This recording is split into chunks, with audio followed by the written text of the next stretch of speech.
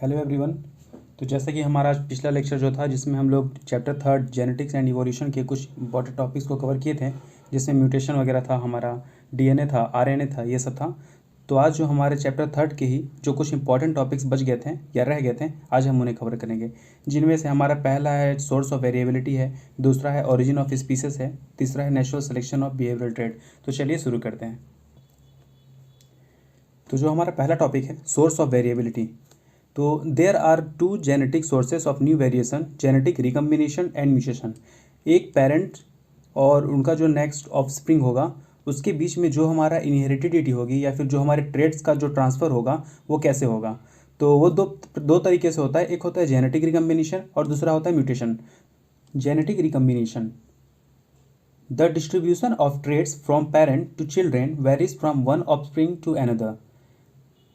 जो पेरेंट का जो ट्रेट होता है या फिर जो उनकी खूबियाँ होती हैं हमारे जो पेरेंट का, वो हर ऑफस्प्रिंग में अलग अलग होती है। ज़रूरी नहीं है कि तीन के तीनों में सेम हो, उनमें भी अलग अलग खूबियाँ हो सकती हैं। जैसे कि बोला जा सकता है कि यदि पेरेंट में हमारे एक पेरेंट ये है और एक मदर है, ठीक है, तो हो सकता है कि पेरेंट की वजह से ये इसका हाइट लॉन्ग हो और मदर की वजह से इस ऑफस्प्रिंग का हाइट शॉर्ट हो। तो ये ज़रूरी नहीं है कि अगर पेरेंट हमारे लंबे हैं, दो पेरेंट हमारे अगर फादर लंबे हैं तो उनके तीनों ऑफस्प्रिंग भी लंबे होंगे। क्योंकि पेरेंट का जो स्पर्म सेल्स होते हैं और जो मदर के जो एग सेल्स होते हैं, जब आपस में मेट करते हैं तो हमारा एक नया सेल डेवलप होता है जिसे हम लोग ऑर्गेनिज्म बोलते हैं, या फिर जो नया लाइफ आती स्टार्ट होती है।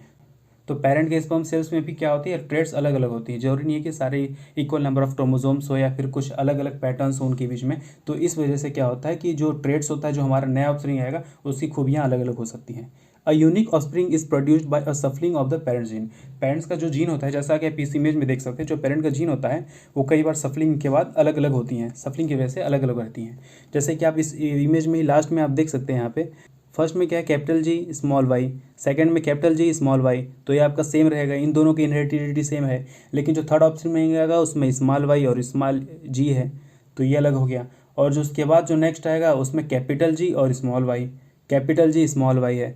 और लास्ट वाले में क्या, स्मॉल जी और कैपिटल वाई, स्मॉल जी और कैपिटल वाई दोनों। तो ये क्या होती है कि जो जबकि पेरेंट इनके सेम है, आप इसमें देख सकते हैं कि इनके जो पेरेंट्स हैं वो बिल्कुल सेम हैं, पेरेंट अलग अलग नहीं हुए हैं। लेकिन क्या हुआ, जो इनका जीन ट्रांसफ़र हुआ, जब जो भी ट्रेट हमारा डेवलप हुआ है लास्ट में एंड में, वो हमेशा बिल्कुल पूरी तरह से वो अलग अलग होते जा रहा है। तो इससे यही हमें मिलता है कि जो हमारा ट्रेट होता है वो हर ऑफस्प्रिंग में अलग अलग होता है।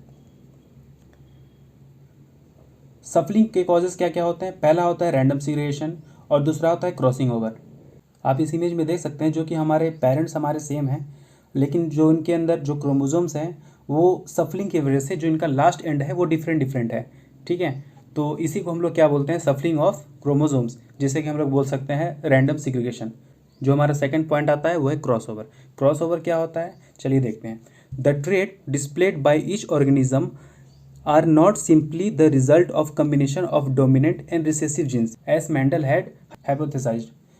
मेंडल ने क्या दिखा था कि जो हमारे एक येलो जो पी का प्लांट है और एक जो ग्रीन का प्लांट है, इन दोनों को अगर आपस में क्रॉसिंग कराया तो जो इनके जो ऑफस्प्रिंग आएंगे, उन्होंने देखा कि दो के दोनों येलो है, या फिर कह सकते हैं तीन ऑफस्प्रिंग अगर आए तो तीनों येलो हैं। तो इसका मतलब ये नहीं है कि जो ग्रीन का जो है पिगमेंट रेट है वो ख़त्म हो चुका है, नहीं। ये क्या होता है, इसे हम लोग रिसेसिव बोलते हैं। क्यों, क्योंकि इसके ऊपर वाई का जो क्रोमोसोम्स है या फिर जो वाई की हेरिडिटी है या फिर ट्रेट है वो इसके ऊपर डोमिनेट कर गई है। तो ये तीन के तीनों क्या हो गए, वो येलो कलर हो गए। लेकिन हाँ, इसके ऊपर अगर डोमिनेट हो गया है तो ये पूरी तरह से इसके ट्रेट्स ख़त्म नहीं हुई है, ठीक है, इसके जीन खत्म नहीं हुई है, इसके जीन अभी अंदर है। अगर इसमें से अब इन तीनों को भी अगर आपस में इनका ऑफस्प्रिंग चेक करें तो हो सकता है कि इसमें से मान लीजिए 3:1 हमेशा का होता है रेशियो। तो इसमें से अगर 6 आपके येलो आए तो 2 इसमें आपके ग्रीन हो सकते हैं, ट्रेड आपका आगे भी आ सकता है। तो इसका सिर्फ यही एक रीज़न नहीं है कि जो भी ट्रेट हमें दिखने को मिलता है या फिर जो ऑब्जर्व हमें ट्रेट रिजल्ट में आता है उसका सिर्फ यही कारण है कि रिसेसिव और डोमिनेशन का होता है, नहीं होता है ऐसा। कभी कभी ऐसा सीन होता है कि जो हमारे क्रोमोसोम्स होते हैं वो एक दूसरे के ऊपर डोमिनेट कर जाते हैं। जैसे आप इस इमेज में देख सकते हैं कि जो हमारे जो पहले इमेज में जब दो क्रोमोसोम्स आपस में एक ओवरलैप कर रहे हैं तो उसके बाद क्या हुआ है कि लास्ट में एक एंड में आपस में वो क्रॉस हो गए, जिसकी वजह से ये सेक्शंस आपस में मिसमैच हो गए हैं, जिसकी वजह से भी हमारा ट्रेड जो होता है वो चेंज हो सकता है, और इसी को हम लोग क्रॉसिंग ओवर कहते हैं। Degree of darkness in the hue depends largely on the amount of melanin present and how it is distributed in the layers of the skin. अब जो होता है कि अब कहते हैं कि साउथ अफ्रीका के जो बच्चे थे या फिर साउथ अफ्रीका के जो पीपल होते हैं उनका रंग हमेशा काला होता है ज़्यादातर। क्यों? क्योंकि जो इक्वेटोरियल एरिया है, इक्वेटोरियल जो रीजन होता है, जो रीजन्स इक्वेटर के आसपास हैं, वहाँ में क्या होती है, इनका टेम्परेचर जो बहुत वार्म होता है। टेम्परेचर वार्म होने के कारण क्या होता है, इनके जो शरीर के अंदर होते हैं मेलानिन जो एक हार्मोन होता है वो उसकी ज़्यादा मात्रा बढ़ती जाती है, तो जिससे क्या होता है इनका जो कलर होता है स्किन का वो डार्क होने लगता है। ठीक है। तो ऐसा नहीं है कि अगर इनके पेरेंट्स अगर पूरी तरह से अगर काले या फिर इनके जो एंसेस्टर्स काले हैं तो ये इस वजह से काले आते हैं, नहीं। कभी कभी क्या होता है इन्वायरमेंट के कारण भी ऐसे रिएक्शंस हमें देखने को मिलते हैं। यदि आप बोल सके अगर जैसे अभी जैसे आप सब जानते हैं कि हमारे जो सबसे पहले जो एंसेस्टर्स हैं कहाँ पे मिले थे, हमें साउथ अफ्रीका साइड से मिले थे। अब चूँकि साउथ अफ्रीका एरिया बहुत ही वार्मर होता है तो वहाँ के लोग काले होने चाहिए। तो जैसे जैसे अब हमारा इवोल्यूशन होते गया तो लोग क्या हुआ था, अफ्रीका से साउथ ईस्ट में गए, नॉर्थ ईस्ट में गए, यूरोप में गए, एशिया, फिर नॉर्थ अमेरिका, इधर मतलब पूरी एरिया में ये सब डिस्ट्रीब्यूट होते गए। तो यदि अगर उनके अफ्रीकन जो हमारे एंसेस्टर्स थे अगर वो काले थे तो आज भी पूरे दुनिया में सारे लोग काले होने चाहिए, ऐसा नहीं है। क्यों? क्योंकि इन्वायरमेंट की वजह से चेंजेस धीरे धीरे आते जाते हैं। तो आप देखते हैं जैसे तो आप देख सकते हैं कि अब अफ्रीका में जो पहले से ही लोग रहते हैं वो तो काले हैं ही, लेकिन जो इवोल्यूशन की वजह से जो हमारा नया स्पीसीज डेवलप हुआ, अगर साउथ कनाडा में चला गया या फिर नॉर्थ अमेरिका, रसिया में चला गया तो उधर के लोग गोरे हैं, उनका रंग सफ़ेद है, उनके अंदर मेलानिन की कमी है। तो क्या होता है कि मेलानिन जो है डिसाइड करता है कि किसी भी इंसान का कलर कैसा होगा, या वो फेयर की ओर जाएगा या डार्क की ओर जाएगा, और ये हमेशा ज़्यादातर डिपेंड करता है इन्वायरमेंट के कारण। Almost all physical characteristics in humans are the result of the concentrated action of many genes. जो भी कैरेक्टरिस्टिक हम ह्यूमन में हमें मिलता है या फिर जितने भी हमारे ह्यूमंस हैं हम सब में जो भी अलग अलग कैरेक्टरिस्टिक्स हैं वो कैसे मिलता है, जो ज़्यादातर एक्शंस किसकी वजह से होता है, जीन्स की वजह से। हमारे अंदर कैसी जीन्स आए या फिर जो ट्रेड के कारण हमें जीन कैसे डेवलप हुए हैं उसकी वजह से हमें ये सब देखने को मिलता है, जो भी चेंजेस हैं। इसके बाद genetic recombination produces variety which is essential for the operation of natural selection. Natural selection क्या होता है, जो हमारे नेचर के अकॉर्डिंग जो हमारे अंदर जो डेवलपमेंट आता है, इवोल्यूशन होता है, जो नेचर के थ्रू अकॉर्डिंग होता है या फिर इन्वायरमेंट के थ्रू होता है, उसी को बोलते हैं हम लोग नेचुरल सिलेक्शन। अब इसमें क्या क्या जेनेटिक रिकम्बिनेशंस होता है, अलग अलग तरीके के जीन्स हमारे अंदर डेवलप होते हैं। जैसे क्या बोल सकते हैं, अगर कोई इंसान अगर ठंड में जाता रह रहा है तो उसके अंदर उसके पैर वगैरह शॉर्ट होंगे। ठीक है, क्यों? क्योंकि बॉडी का जो हीट है वो कंट्रोल में रहे, ज़्यादा एक्सेस ना हो। उनका जो बॉडी का जो साइज है, साइज लार्जर होता है।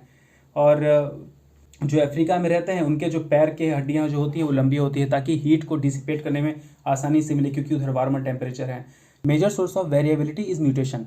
अब जो वेरिएबिलिटी हमारे अंदर जो आती है अलग अलग स्पीसीज़ में, जो अलग अलग ह्यूमन पॉपुलेशन है अलग अलग एरिया के, उनमें जो वेरिएबिलिटी आती है, फिर जो ट्रेड्स का जो चेंजेस आता है वो ज़्यादातर उसका सोर्स क्या होता है, म्यूटेशन। अब म्यूटेशन क्या होता है, जो जीन का अलग अलग कम्बिनेशंस बन जाते हैं उसे बोलते हैं अल्टर्ड जीन्स हो गया, अलग अलग जीन्स हो गए। जैसे कि आप बोल सकते हैं कि एक पेरेंट अगर एक पॉपुलेशन अगर यहाँ पे है, पॉपुलेशन 1 इस एरिया में, पॉपुलेशन 2 इस एरिया में, अगर इन दोनों के अगर कोई भी एक फीमेल और मेल अगर आपस में मेट करे, क्रॉस करे, तो उनके जीन जो अल्टर्ड हो जाएंगे।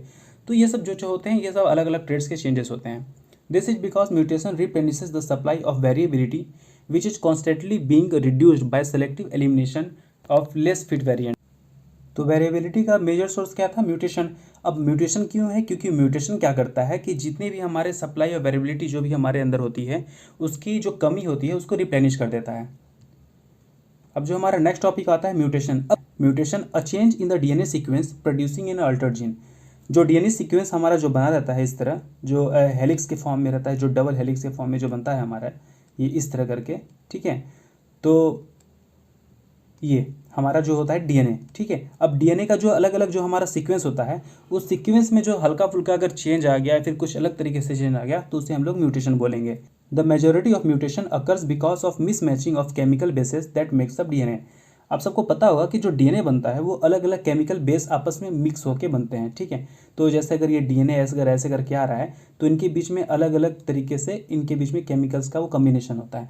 यदि वो कम्बिनेशंस अगर गलती से चेंज हो गए तो हमारा म्यूटेशन अकर हो जाएगा। यानी कि जो हमारा जो नॉर्मल चीज़ें हैं या फिर जो नॉर्मल ट्रेड प्रेजेंट आते आ रहा है उनमें कुछ चेंजेस आ जाएंगे। अब आप इस इमेज में देख सकते हैं, a mutation in a fruit fly causes legs to grow where antenna should be. Although most mutations are either neutral or harmful, some can be adaptive or spread rapidly through the population. इस image में क्या है कि जो हमारा fruit fly है उसका जहाँ पे एंटीना आना चाहिए, म्यूटेशन के कारण डीएनए सीक्वेंस इसका जो है उसके अंदर कुछ गलती से चेंजेस आ गए, या फिर जो केमिकल बेसिस हैं उसमें कुछ मिसमैच हो गया, तो उसकी वजह से क्या किया, एंटीना की जगह पे इसके पैर आ गए हैं। तो यही सब हमारा म्यूटेशन होता है। कभी कभी म्यूटेशन हमारे लिए प्रॉफिटेबल होता है इन्वायरमेंट के अकॉर्डिंग, कभी कभी प्रॉफिटेबल नहीं होता, वो हार्मफुल बन जाता है। फॉर एग्जाम्पल अब इस फ्लाई के लिए अब मुसीबत ये खड़ी हो गई है कि जिस एंटीना की वजह से ये किसी चीज़ को पहचानती थी या डिटेक्ट करती थी या फिर अपने पाथ की ओर जाती थी, अब वहाँ पे इसका पैर आ गया है, तो अब ये पूरी तरह से डिटेक्ट तो कर नहीं सकती है, अब इसको प्रॉब्लम आ गई। तो ये क्या हो गया, इसके लिए एक इन्वायरमेंट के थ्रू से हार्मफुल एक वेरिएंट हो गया है। Very difficult to estimate the proportion of mutation that are harmful, neutral और बेनिफिशियल। तो जो हमारे म्यूटेशंस होते हैं डीएनए में, उसके प्रपोर्शंस जो होते हैं उनको हम लोग कैलकुलेट करना बहुत ही डिफिकल्ट होता है कि इसमें कितनी, जैसे इस डीएनए सीक्वेंस में कितने चेंज आए हैं या फिर कितना परसेंट चेंज आया है जिस वजह से ये हार्मफुल बन रहा है या फिर न्यूट्रल कोई इफेक्ट नहीं कर रहा है या फिर ये हमारे लिए बेनिफिशियल हो रहा है। तो इस चीज़ को एस्टिमेट करना बहुत ही डिफिकल्ट है। The intervention of human culture counteract the mutant gene and allow the affiliated individual to lead the normal life।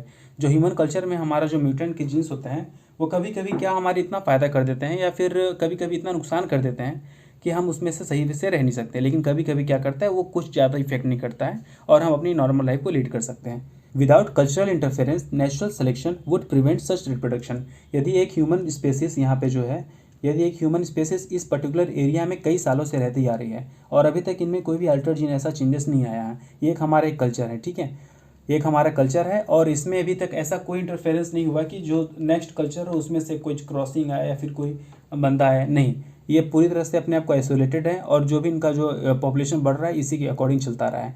तो क्या होगा इसमें ऐसा म्यूटेशन या फिर कुछ अलग अल्टर्ड जीन हो गई, क्रॉस कल्चर ऐसा तो है नहीं सिस्टम, तो इस वजह से ये क्या करता है, यहाँ का जो नेचुरल सिलेक्शन एरिया है कल्चरल इंटरफेरेंस के बिना, तो अगर यहाँ पे कल्चरल इंटरफेरेंस कुछ नहीं है तो नेचुरल सिलेक्शन क्या करता है, ऐसे म्यूटेशंस को अल्टर करता है या फिर निगलेक्ट करता है, प्रिवेंट करता है। अब जो हमारा नेक्स्ट टॉपिक आता है वो है genetic drift. Genetic drift refers to various random processes that affect gene frequencies in small, relatively isolated populations। Genetic drift वो रैंडम प्रोसेसेस होते हैं जिसके वजह से जो ह्यूमन की, जो हमारे अलग अलग ह्यूमंस की स्पीसीज होंगी या फिर जो अलग अलग एरियाज होंगे, सेक्टर्स जो डिवाइडेड होंगे, उनके बीच के जो डिफरेंसेस है वो इंक्रीज होती है। तो ऐसे प्रोसेसेस जिसकी वजह से दो स्पीसीज़ का या फिर दो ह्यूमन का ये जो एरिया होगा कल्चर, उनके बीच में अगर डिफरेंसेस इंक्रीज हो रहे हैं तो किसी कारण होता है, वो जेनेटिक ड्रिफ्ट्स के कारण होती है। If a particular gene is absent just by chance in the migrant group, the descendants are also likely to lack that gene. यदि किसी भी हमारे जो पेरेंट्स हो या फादर एंड मदर के बीच में अगर कुछ जीन्स की कमी है तो चांसेस ज़्यादा बढ़ेंगे कि जो उनके ऑफस्प्रिंग आएंगे उनके अंदर भी उसी जीन की कमी होगी। फॉर एग्जाम्पल अगर आप देख सकते हैं कि यदि पेरेंट अगर हमारे दो के दोनों, यदि पेरेंट अगर शॉर्ट हैं, ठीक है, तो उनके अंदर लंबे होने का जो जीन्स है वो नहीं है, पेरेंट्स दो के दोनों शॉर्ट हैं, तो उनके जो ऑफस्प्रिंग होंगे वो भी, उनकी भी हाइट कम होगी, ज़्यादा नहीं होगी। यदि दो पेरेंट अगर हाइट में ज़्यादा लंबे हैं तो उनके बच्चों के भी चांसेस यही हैं कि उनकी भी हाइट लंबी होगी।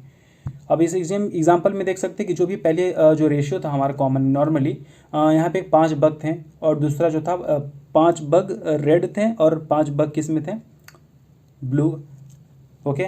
उनमें से क्या हुआ, 4 बग को आसानी से या फिर किसी भी नेचुरल कंडीशन की वजह से उनका डेथ हो गया, मर गए। तो उनके बाद कितने बचे, 5 रेड पूरे के पूरे हैं लेकिन ब्लू वाला एक ही है। तो ड्रिफ्ट की वजह से क्या हुआ, अब इन दोनों के बीच का जो डिफरेंस है वो बढ़ गया। कैसे, जो रेशियो पहले 5:5 थी, मतलब बराबर रेशियो था, जितनी रेड थी उतनी ब्लू थी, लेकिन किसी भी प्रॉब्लम की वजह से कुछ एक पर्टिकुलर स्पीसीज के अंदर इफेक्ट की वजह से उनकी पॉपुलेशन कम हो गई। जैसे इसमें से 4 ब्लू वाले जो कीड़े थे उनकी डेथ हो गई, तो अब इनका जो रेशियो हो 5 से तो 1 हो गया, लेकिन रेड वाले का रेशियो 1 ही है। अब इसका इस रेशियो हो गया 5:1, लेकिन अब जो नेक्स्ट जनरेशन आएगा इसमें रेशियो 10:2 हो जाएगा, उसके बाद जो आएगा 20:4 होगा। तो इस तरह से जेनेटिक ड्रिफ्ट्स काम करता है, जिससे कि दो पॉपुलेशन के बीच का जो डिफरेंस है उसको इंक्रीज करते रहता है। तो इसी तरह है कि अब सिमिलरली अगर किसी भी पेरेंट के बीच में, Similarly, if all members of the original migrant group just by chance carried a particular gene, their descendants would also be likely to share the same gene। यदि किसी भी इसी तरह, यदि किसी भी पेरेंट्स के बीच में अगर कोई एक अलग तरीके का जीन है या फिर जो स्पेशल जीन है, ज़्यादातर लोगों में नहीं पाया जाता है, तो ज़्यादातर चांसेस यही होगा कि उनके जो डिसेंडेंट्स होंगे या फिर जो उनके ऑफस्प्रिंग बच्चे होंगे उनमें भी वही जीन पाया जाएगा। जैसे कि एग्जांपल में बोल सकते हैं कि यदि अगर एक पेरेंट है कोई भी और वो ज़्यादा हाइट का है, ठीक है, अब जैसे हाइट का एग्जांपल हो ही गया, अगर उनकी हाइट लंबी है तो वो आसानी से कर सकते हैं। ज़्यादातर चांसेस में ये भी होता है कि अगर पेरेंट कोई भी है, उनकी अगर लेंथ के जो लिम्स की जो हाइट है वो लंबी है और इस वजह से वो फास्ट रनर हैं, मतलब तेज़ी से दौड़ने वाले व्यक्ति हैं, तो उनके जो बच्चे होंगे उन बच्चों के भी वही लिम्स की हाइट भी ज़्यादा लंबी होगी, जिसकी वजह से वो भी एक फास्ट रनर बन सकते हैं। तो इसी तरह होता है, अगर कोई एक स्पेशल जीन है तो जो सेकंड बच्चा होगा उसके अंदर भी ऑफस्प्रिंग होंगे तो उनकी भी वो जीन की पूर्ति होगी। अब जो आता है जीन फ्लो, अब जीन फ्लो क्या करता है, बिल्कुल जीन जो हमारा बिल्कुल जेनेटिक ड्रिफ्ट था उसका अपोजिट काम करता है। क्या करता है ये कि जो दो पॉपुलेशन के बीच में जो इनका डिफरेंसेस जो इंक्रीज करता था वो वहाँ यहाँ पे वो उस चीज़ को डिक्रीज करता है। Gene flow is the process whereby gene passes from one population to another, therefore mating and reproduction. यदि आप इस एग्जाम्पल में देख सकते हैं इमेज में कि एक जो चिड़िया है पर्पल और एक चिड़िया है रेड, वो क्या करते हैं आपस में एक दूसरे के पॉपुलेशन में जाके एंटर होते हैं और वहाँ पे अपनी रिप्रोडक्शन को इंक्रीज करते हैं। It decreases differences between population, अब जो पॉपुलेशन में जो डिफरेंस होगा उस चीज़ को ये डिक्रीज करेंगे। क्यों? कैसे कि अगर पर्पल वाले में अगर रेड आ गया तो वो रेड और पर्पल दो के दोनों बढ़ेंगे, क्योंकि अगर रेड के साथ पर्पल मेट किया तो बच्चे जो पर्पल भी होंगे और रेड भी होंगे, तो इसकी वजह से क्या होगा कि दो के दोनों ऑफस्प्रिंग आएंगे। तो इससे हमारा जो रिजल्ट है वो क्या होगा कि जो डिफरेंस अलग अलग आ रही है वो उसको डिक्रीज कर देगा। The variation in gene frequency from one end of the region to the other end is called as a cline. जो वेरिएशन होता है जो हमारी एक फ्रीक्वेंसी से, एक अगर यहाँ से आ रही है, हेरिडिटी यहाँ पे बढ़ती जा रही है, इसके बाद नेक्स्ट जनरेशन यहाँ है, इसके बाद नेक्स्ट जनरेशन यहाँ आया, तो यहाँ से लेकर जो यहाँ तक का जो एंड है, इस एंड से लेकर इस एंड के बीच में जो भी डिफरेंसेस आएगा या फिर जो भी वेरिएशन हुआ है उसे हम लोग क्लाइन बोलेंगे। जीन फ्लो में occur between distant as well as close population. Gene flow क्या है, दूर से भी अकर हो सकता है और पास पॉपुलेशंस में भी हो सकता है। यदि एक पॉपुलेशन अगर इसी में है, सारे अगर पेरेंट्स भी इसी में हैं और बच्चे भी इनके ऑफस्प्रिंग हैं, तो जीन का तो ट्रांसफर हो ही होगा। यदि एक पेरेंट अगर इस पॉपुलेशन से बिलोंग करते हैं लेकिन कुछ कंडीशन की वजह से या फिर कुछ क्लाइमेट की वजह से इस पॉपुलेशन में आए और यहाँ पे इन्होंने मीटिंग किया, तो यहाँ भी इनका हो सकता है कि जीन का फ्लो हो जाएगा। तो जरूरी नहीं है कि अगर पेरेंट्स हमारे पास में ही तो ही जीन का फ्लो है, पेरेंट हमारे दूर भी हो सकते हैं, इस वजह से हमारा जो जीन का फ्लो है वो भी इंक्रीज हो सकता है। Long range movements of people to trade और रेड और सेटल में result in gene flow. Gene flow का सबसे इंपॉर्टेंट मेन क्या है कि आप यदि किसी पॉपुलेशन में है तो नॉर्मल सी बात है कि होना ही है, फैमिली है, फैमिली में तो जीन का फ्लो होगा ही होगा, फादर से उनके ऑफस्प्रिंग में। लेकिन यदि कोई पेरेंट हमारे जो भी है, हमारा जो ट्रेड चलता आ रहा है, उसमें क्या होता है, जो मेल जो एडल्ट होते हैं वो हमेशा ज़्यादातर काम के चक्कर में जाना पड़ता था उनको, कभी इस रूट में जाना पड़ गया, कभी उधर रूट में जाना पड़ा, कभी इस प्लेस पे, कभी उस प्लेस पे। इससे क्या होता था, जो उनके बीच में जो अलग अलग प्लेसेस पे, अलग अलग इन्वायरमेंटल कंडीशंस में जो इनके बीच में जो मेटिंग होती थी, उसके बाद जो ऑफस्प्रिंग हमारे प्रोड्यूस होते थे, उसकी वजह से भी हमारा जो जीन का ट्रांसफर है वो होते रहता है। जो नेक्स्ट पॉइंट आता है हमारा हाइब्रिडाइजेशन। अब ये सबसे इंपॉर्टेंट ये टाइप हो गया कि हाइब्रिडाइजेशन होता क्या है। हाइब्रिडाइजेशन का मतलब ये है इंपॉर्टेंट कि दो स्पीसीज जिनमें कुछ अलग अलग खूबियाँ हैं, उन दोनों को आपस में मेट कर सकते हैं। जैसे कि आप देख सकते हैं कि अब एक फर्स्ट वाली इमेज में एक घोड़ा और एक जेब्रा, हॉर्स और जेब्रा को आपस में जब इनका मेट किया गया, हाइब्रिडाइज किया गया, तो इसकी जो कैरेक्टरिस्टिक्स है वो दोनों किस में आ गई है। जैसे कि अब घोड़ा बिल्कुल घोड़े की तरह चलेगा भी, है घोड़े की तरह दौड़ेगा भी, घास वास खाएगा, घोड़े का कुछ इसमें आधा पार्ट घोड़े की तरह दिखेगा, दूसरा पार्ट एकदम जेब्रा की तरह दिखेगा। तो ये होता है, जैसे कि अब इसमें देख सकते हैं कि जो हमारा दो सेपरेट जो स्पीसीज हो गई, एक जैसे अब नॉर्मल सी बोल सकते हैं, अगर ये हमारी वॉल्फ है और ये हमारा डॉग हो गया, नॉर्मल डॉग, इन दोनों की स्पीसीज हैं अलग अलग हैं, इनके बीच में जो ट्रेड्स है वो भी अलग अलग है। ये वॉल्फ है एकदम जंगली है, जंगली की तरह दिखेगा, एकदम खूंखार दिखेगा, और डॉग हमारा जो प्यारा सा एकदम पपी सा एकदम दिखता है ना, सॉफ्ट सा, एकदम खिलाने का मन करते बिल्कुल गले लगाने का, वो होता है डॉग।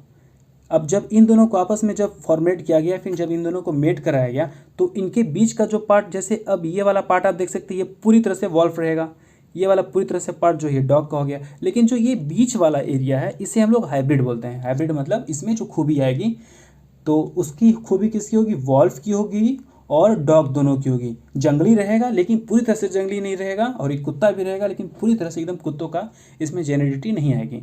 तो इसमें देख सकते हैं आप इमेज में जो ये डॉग दिख रहा है, ये नॉर्मल सा तो डॉग है, जो डॉग की जेनेटिक्स है, लेकिन जो इसका देखने का नज़रिया है या खूंखार तरीका है या वाइल्ड अटैक जो होता है, भेड़िए का होता है। मतलब इसके अंदर जो खूबी है दोनों की आ गई है। The origin of species, species का ओरिजिन कैसे हुआ। तो एक हमारे जो साइंटिस्ट हैं डार्विन, उन्होंने क्या हुआ था, एक बुक लिखा था ओरिजिन ऑफ स्पीसीज पे, मतलब एक पर्टिकुलर ह्यूमन इवोल्यूशन कैसे हुआ, या फिर एक नॉर्मल सा लाइफ कैसे जनरेट हुई, लाइफ के बाद धीरे धीरे इवोल्यूशन कैसे हो गया, एप्स कैसे आए, उसके बाद एप के बाद वो लोग कैसे कैसे बंदरों से सब पेड़ से ज़मीन पे आए, ज़मीन से आने के बाद कैसे कैसे खाना शुरू किया, लोग रहना शुरू किए, अपना कैसे कल्चर बनाना, फैमिली बनाना, अलग अलग रिचुअल्स परफॉर्म करना, आज हम इंसान बन गए। तो जो इवोल्यूशन का जो प्रोसेस था उसी को डार्विन जी ने अपने किताब में दर्शाया था, जिनकी बुक का नाम था origin of species. Darwin's theory was the suggestion that one species could over time evolve into another. Darwin ji की जो थ्योरी थी वो सबसे इंपॉर्टेंट ये बताती थी कि जो हमारा एक ट्रेड जो अगर चलता आ रहा है, एक स्पीसीज, वो अलग अलग टाइम पीरियड पे अपने आप को इवॉल्व करता रहता है, अलग अलग टाइम पे इवोल्यूशन उसमें होता रहेगा। अब एग्जाम्पल पे देख सकते हैं कि जो इंसानों का ही था पहले, कि इंसानों क्या थे, पहले एकदम एप्स की तरह दिखते थे, उनके फेस पे, आंखों पे, मुंह पे, हर जगह बाल बाल थे, और उनके पैर और हाथ के जो पंजे होते हैं एकदम लगभग सेम होते थे, क्योंकि ये पेड़ पे भी चढ़ते थे बिल्कुल बंदर की तरह। अब धीरे धीरे जैसे अब वो पैर जमीन पे आए, जमीन पे आने के बाद उन्होंने कुछ समय तक चला चारों पैरों से, उसके बाद धीरे धीरे वो लोग दो पैर पे चलना शुरू किए, दो पैरों पे चलना शुरू किए, तो उसके बाद उनके हाथों का जो यू काम था वो सिर्फ और सिर्फ किस चीज़ के लिए रह गया, किसी चीज़ को होल्ड करना या पकड़ना, या फिर उसके बाद धीरे धीरे इवोल्यूशन हुआ तो भाला वगैरह हो गया, उनको पकड़ने के लिए आ गया। तो उनका जो हाथों का काम था वो चलने की बजाय पकड़ने में आ गया, तो उनका जो डिफरेंस आ गया हाथ का वो अलग हो गया, पकड़ने के लायक हो गया। और जो पैर था उसका काम सिर्फ और सिर्फ चलने के लिए था या दौड़ने के लिए था, तो वो दौड़ने के लायक हो गया। अब पैर से, अब हम क्या पैर से कुछ पकड़ सकते हैं? नहीं। पैर से क्या हम लोग साइकिल चला सकते हैं? हम लोग नॉर्मली तो नहीं चला सकते हैं, अब हाथ से ही काम करेंगे। तो यही होता है कि जो अलग अलग टाइम पीरियड पे हमारे नेचर के अकॉर्डिंग, इन्वायरमेंट के अकॉर्डिंग जो चेंजेस, बदलाव आते रहते हैं, वो इसी को हम लोग इवोल्यूशन बोलते हैं। How does one group of organism become so unlike another group with the same ancestry that it forms a totally new species? इसमें कि जैसे हमारे एकदम पुराने जो एंसेस्टर होते थे वो बिल्कुल एप्स की तरह दिखते थे, उनका मुंह बाहर था, दिमाग छोटा था, और पूरे शरीर पे, फेस पे, हर जगह, आंखों पे, हर जगह बाल ही बाल थे। अब चारों पैर से चलते थे, चार पैर से, हाथों से भी चलते थे। तो हम लोग क्या अभी अपने आप को अगर उनके फोटो से कंपेयर करें तो बिल्कुल भी क्या सिमिलरिटी हमें दिखती है उनके बीच में? नहीं दिखती। क्यों नहीं दिखती? क्योंकि हम लोग वो बहुत ही टाइम पीरियड से वो लोग इवोल्यूशन करते आए हैं, आज से नहीं कई बिलियन ईयर्स अगो से ही वो लोग इवोल्यूशन करते आए हैं, इसलिए हमारे और उनके बीच में बहुत ही चेंजेस दिखते हैं। अब स्पेसिएशन क्या होता है? स्पेसिएशन और the development of new species may occur if one sub group of species find itself in a radically different environment.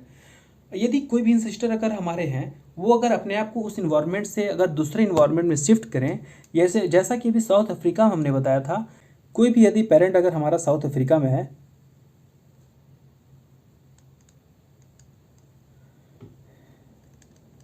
यदि कोई इंसिस्टर साउथ अफ्रीका में है तो काला है, ठीक है, काला दिखेगा बिल्कुल, लेकिन उसके बाद धीरे धीरे इवोल्यूशन क्या होता है, वो लोग एकदम आगे इधर नॉर्थ अमेरिका साइड आ गए तो उधर गोरे हो गए। तो जो अलग अलग टाइम पीरियड पे एक प्लेस से दूसरे इस प्लेस पे जा रहे हैं, तो उनके बीच में इन्वायरमेंट का चेंज हो रहा है, क्लाइमेटिक कंडीशन चेंज हो रहा है। यहाँ पे गर्मी थी, वहाँ पे ठंडी है, यहाँ पे एकदम बहुत तेज सूखा पड़ता था, या फिर और वहाँ पे एकदम बर्फ़ पड़ रहा है, यहाँ पे एकदम धूप थी, वहाँ पे एकदम छाँव है। इस तरह के जो चेंजेस आते हैं क्लाइमेट के अकॉर्डिंग, तो नए नए स्पीसीज अपने आप को इवॉल्व करते रहते हैं। तो इसी चीज़ को हम लोग स्पेसिएशन बोलते हैं। स्पीशिएशन वर्सेस क्रिएशन, इसमें क्या होता है? स्पीशिएशन मतलब जो अलग अलग टाइम पीरियड पे एक स्पीसीज में जो इवोल्यूशन हुआ, धीरे धीरे इवोल्यूशन हुआ कि आज ये स्पीसीज ऑस्ट्रेलोपैथिकस, फिर होमो में आ गए, ठीक है, इंसान में आ गए। धीरे धीरे जो इवोल्यूशन होता गया, पहले चार पैरों पे चलना, फिर दो पैरों पे चलना, फिर भाला फेंकना, भाले के बाद फिर पढ़ाई लिखाई शुरू कर दिए हम लोग। क्या पहले के लोग क्या पढ़ते थे? हमारे पहले एप्स लोग पेड़ पे जब लटकते थे क्या किताब लेके बैठते थे? नहीं, क्योंकि उस टाइम तो किताब था भी नहीं और न उनके पास दिमाग था। लेकिन धीरे धीरे आज हम लोग क्या कर रहे हैं? आज हम लोग मोबाइल में कर रहे हैं, सब काम कर रहे हैं, बिना लिखे हम लोग सब कुछ पढ़ के जा रहे हैं। तो इसी तरह जो चेंजेस हमारे बीच में आए हैं वो हमारा क्या होता है? स्पेसिएशन या फिर इवोल्यूशन होता है। लेकिन एक और टर्म कुछ लोग साइंटिफिक जो क्रिएशनलिस्ट होते थे, उन्होंने एक और टर्म को ईजाद किया जिसे हम लोग बोलते हैं क्रिएशन, कि बनाया गया है। वो ये चीज़ आर्ग्यू करते हैं कि जो हमारा जो क्रिएशन हुआ है, अर्थ पे कितनी सारी करोड़ों अरबों स्पीसीज हैं जीव के, अलग अलग प्रकार के जानवर हैं, कोई जानवर हैं, कीड़े हैं, इंसान हम तो हैं ही। तो कैसे बने हैं? वो अपने से तो बने नहीं होंगे, उनको कोई ना कोई बनाया होगा। और वो कौन है? वही एक साइंटिफिक या फिर बहुत ही बड़ा क्रिएटर होगा जिसे हम लोग गॉड बोलते हैं। उनका आर्ग्यू ये था, scientific creationalist argue that although natural selection can produce variation with in species, जिसे हम लोग माइक्रो इवोल्यूशन बोलते हैं, it can not produce new species micro evolution. उनका मानना यह था, ठीक है नेचुरल सिलेक्शन के अकॉर्डिंग कुछ कुछ चेंजेस इंसान के अंदर आते हैं, जैसे कि अगर आप पहले अगर उनका दिमाग का साइज छोटा था, जैसे एप्स हो गए तो उनका दिमाग का साइज छोटा था, उसके बाद धीरे धीरे नेक्स्ट जो स्पीसीज आई उनका दिमाग का साइज थोड़ा बढ़ गया, उसे हम लोग क्या बोलते हैं, माइक्रो इवोल्यूशन। तो उनका कहना यह था कि जो थोड़े बहुत जो चेंजेस आएंगे उसे हम लोग माइक्रो इवोल्यूशन बोलेंगे किसी भी एक स्पीसीज में, पर्टिकुलरली एक स्पीसीज में। लेकिन यदि अगर कोई कहे कि नहीं सारे के सारे स्पीसीज जितने भी अर्थ पे हैं वो एक ही तरीके से इवॉल्व होते गए हैं, एक ही स्पीसीज से बन के अलग अलग इवोल्यूशन हुआ है, जिसे हम लोग माइक्रो इवोल्यूशन बोलते हैं, तो ऐसा कुछ नहीं है।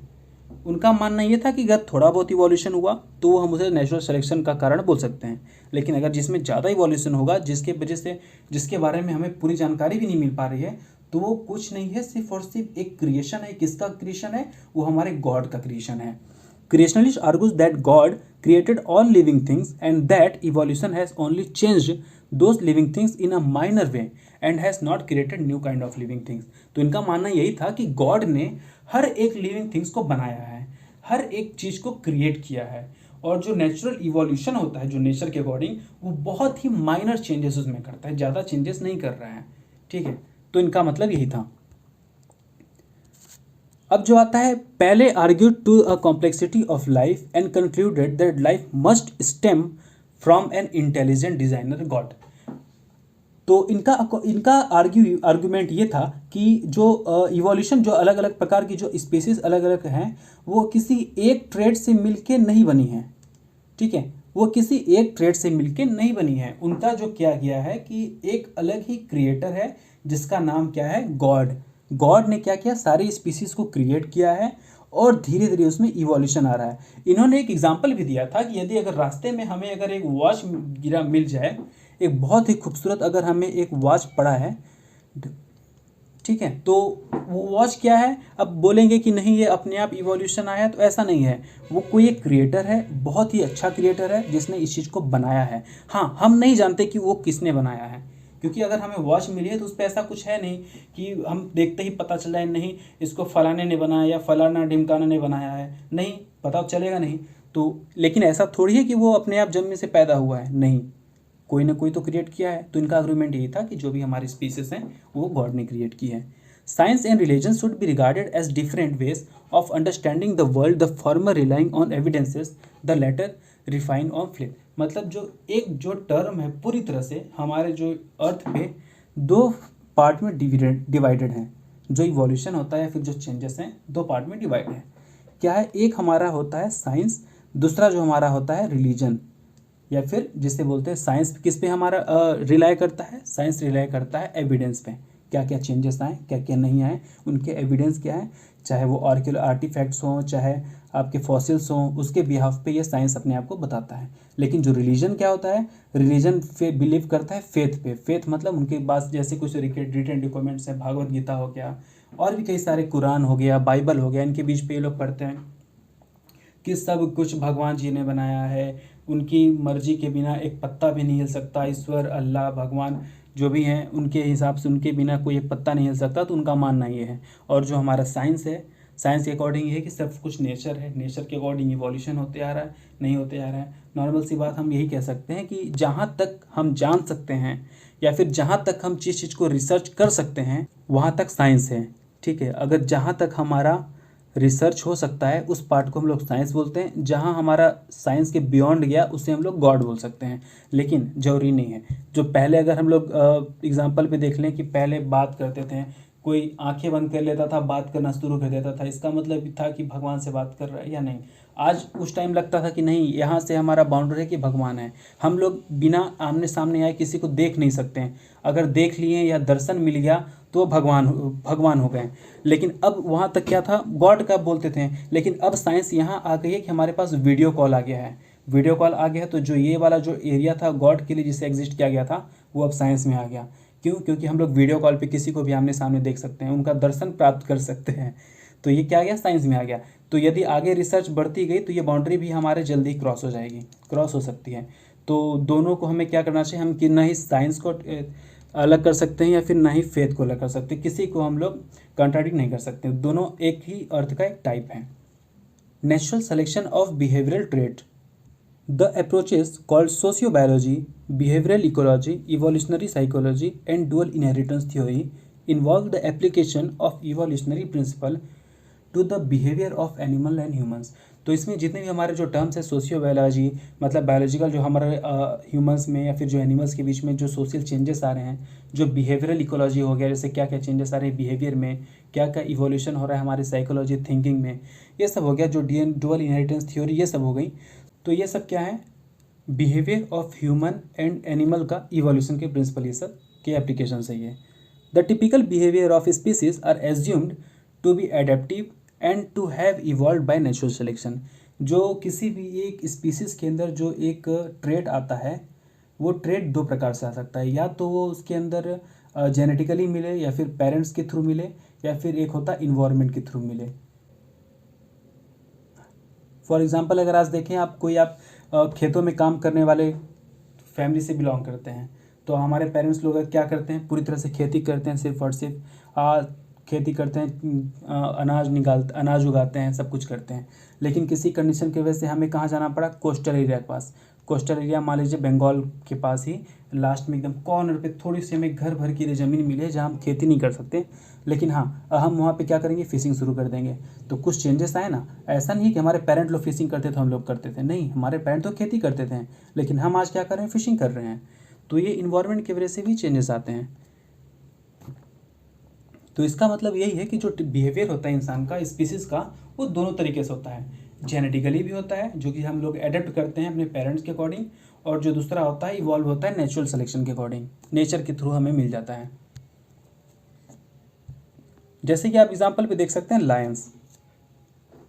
Lion live in social group called pride. Lion हमारा जो सोशल ग्रुप पे रहता है, ग्रुप में रहता है हमेशा, जिसे हम लोग प्राइड बोलते हैं। क्यों? क्योंकि प्राइड में रहने का रीज़न ये है, वो अपने आप को तो चलिए नॉर्मली इवॉल्व कर सकते हैं, थे पहले भी वो अकेले भी रह सकते हैं, लेकिन वो ज़्यादातर प्राइड में झुंड में रहना क्यों पसंद करते थे? George Schaller has suggested that lion social groups में evolve primarily because group hunting is a more successful way to catch large mammals to open terrain. George Schaller जो थे, उन्होंने एक चीज़ को जस्टिफाई किया था कि जो हमारे लायंस हैं वो ग्रुप में ज़्यादातर इसलिए रहते थे क्योंकि इससे हंटिंग ईजी होती थी। यदि अगर आप देखें कि एक हिरण दौड़ के जा रहा है, अगर एक हिरण यहाँ पे दौड़ के जा रहा है और इसके पीछे एक ही शेर है, अब वो पीछे भागेगा, पीछे पीछे कितना भागेगा, कभी ये हिरण इधर जाएगा तो इस लायन को भी इसके पीछे जाना पड़ेगा। तो इससे क्या होती है, हंटिंग बहुत ही डिफिकल्ट हो जाती है। लेकिन अगर अब जानवरों के बीच में क्या हुआ कि इवोल्यूशन शुरू हुआ, वो लोग सोचना शुरू किए, थोड़ा बहुत थिंकिंग डेवलप हुई कि शेर जान गए कि अगर हम लोग अकेले अकेले लड़ेंगे तो फिर कभी नहीं हो पाएगा, इससे बेटर हमें जो हंटिंग करनी है वो ग्रुप में करनी है। तो यदि अब ये हिरण, अगर शेर यहाँ भी आ गया तो और शेर इधर भी आ गया, तो भी हिरण को जाने का कहीं चारा नहीं है, इधर जाएगा तो ये दोनों मार देंगे, इधर गया तो ये दोनों मार देंगे, इधर गया तो ये दोनों मार देंगे। तो ग्रुप हंटिंग क्या होती है, बहुत फायदेमंद होती है। तो जॉर्ज स्कैलर जो थे, उन्होंने यही बताया कि जो इवोल्यूशन इनके अंदर हुआ वो क्या था, ताकि बड़े बड़े मैमल्स को भी आसानी से खा लें। अब अगर हाथी का शिकार करना होगा तो एक शेर तो कर नहीं सकता, हाथी एक पैर से दबा देगी, खत्म हो जाएगा, शेर की चटनी बन जाएगी। लेकिन अगर वही ज़्यादा शेर हैं, इकट्ठे हैं, 10-12 शेर हैं, तो हाथी को परेशान कर देंगे और हाथी तक का भी शिकार कर सकते हैं। तो बड़े मैमल्स को भी शिकार करने में आसानी के लिए इनमें एक इवोल्यूशन हुआ, जिसे हम लोग बोलते हैं ग्रुप में इन्होंने इवॉल्व करना शुरू किया।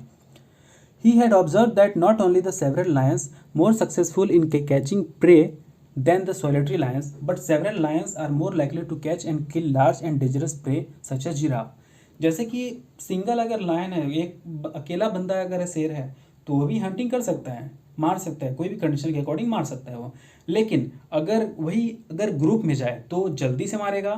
और कभी कभी क्या हुआ, किसी को भोजन नहीं मिला, अगर जैसे 2 शेर हैं, एक ने शिकार कर लिया, दूसरे ने शिकार नहीं कर पाया, तो वो दोनों मिल के खा सकते हैं उसे। अगर अकेले रहा तो आज मिला तो खाया, कल नहीं मिला तो नहीं खाया, पता चला 1 हफ्ते नहीं मिला तो वो शेर तो निपट गया, मर गया। लेकिन अगर ग्रुप में अगर रहें तो हो सकता है कि 5 में से 3 ने अगर शिकार किया है तो 5 को मिल जाएगा खाना। और यहाँ तक कि बड़े बड़े जानवरों को, जैसे कि जिराफ वगैरह हो गए, या फिर और भी खतरनाक जो जानवर हो गए, उनका भी शिकार ये सब आसानी से ग्रुप में रह के कर सकते हैं। Then 2 cubs are generally safer from predators when in the social group। यदि एक ही शेर है और उसका एक बच्चा है, गुफा में छोड़ के चला गया शिकार करने की, बेटा तुम घर पे रहो, हम भोजन का प्रबंध करके आते हैं, लेकिन अब वो भोजन का प्रबंध करने शेर तो चला गया, पता चला कोई और जानवर आया और उसी का बेटा ही उसके भोजन का प्रबंध बन गया। जिसके लिए वो खाना लाने गया था वो खुद एक खाना बन गया। तो अब लेकिन अगर ग्रुप में रहें तो ठीक है, तुम लोग वेट करो, शिकार करने हम लोग आते हैं। तो अगर 10 शेर हैं, 10 में से 4 शेरनियाँ अगर हैं, 4 शेरनियाँ उसका बचा के रखेंगी, गुफा की सुरक्षा करेंगी, अपने बच्चों को बचा के रखेंगे, बाकी कुछ जो शेर हैं वो हंटिंग करने चले जाएंगे।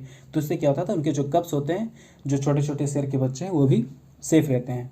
Behaviour is a product of result of genes, environment and life history of interaction. जो बिहेवियर होता है, अलग अलग जो जेनेटिक्स होती है, जो स्पीसीज में जो बिहेवियर का जो होता है रिजल्ट, वो चेंजेस आते हैं। चेंजेस कैसे आ सकते हैं, या तो इन्वायरमेंट के थ्रू जो चेंजेस आए, बिहेवियर आए, या फिर जो जीन्स के थ्रू होते हैं।